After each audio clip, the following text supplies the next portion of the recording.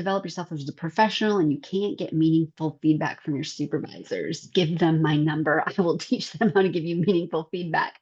But I thank you for this question. So I work with leaders daily who don't know how to give meaningful feedback. It's a challenge for them. And many of them think that telling you thank you is feedback. And so I always say the weird and wonderful part of leadership is figuring out what motivates each individual employee because everybody is different and leveraging that to create an environment where they can do their great work because you are individualizing your feedback. So the great news is there are some things that you can do to help your leader give you better feedback.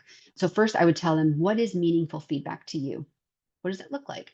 Maybe they only give you good compliments, but you want to hear what you're doing wrong so that you can improve and get better.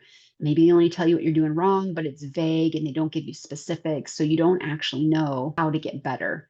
Maybe you like private recognition, but they always give you public recognition. And I will tell leaders all day, every day, if you're not recognizing employees how they want to be recognized, they will not recognize it as recognition. So your leader very well could think that they're giving you good feedback and recognition, but it's not being delivered in a way that you're receiving it. So tell them, they will welcome the information of like, this is how I like to receive feedback. Tell them what your career goals are and ask them specifically for feedback around what you can do to position yourself as the best candidate for when the job that you're eyeing opens up.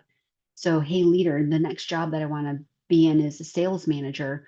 What should I be doing differently to be a good candidate for when that role opens up? Is there anything in my day to day that I haven't done yet or haven't shown you to show that I would be a good candidate for that? So ask them for specific feedback based on your career growth or goals.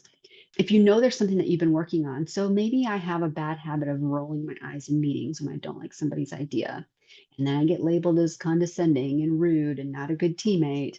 So I've been working on not rolling my eyes in meetings, but saying to your boss, hey, you know what? One of the things that I've really been working on lately is trying not to roll my eyes in meetings.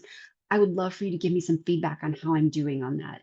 Is it getting better or are you still noticing me doing it?